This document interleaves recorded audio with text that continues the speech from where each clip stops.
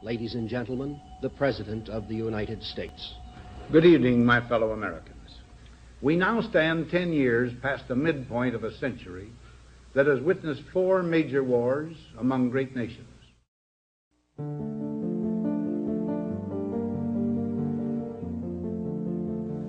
Until the latest of our world conflicts, the United States had no armaments industry. American makers of plowshares could, with time and as required, make swords as well. But we can no longer risk emergency improvisation of national defense.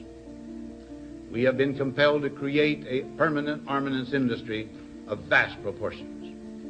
Added to this, 3.5 million men and women are directly engaged in the defense establishment. Now, this conjunction of an immense military establishment and a large arms industry is new in the American experience. The total influence, economic, political, even spiritual, is felt in every city, every state house, every office of the federal government.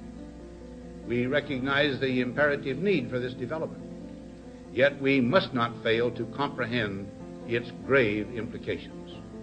Our toil, resources, and livelihood are all involved. So is the very structure of our society.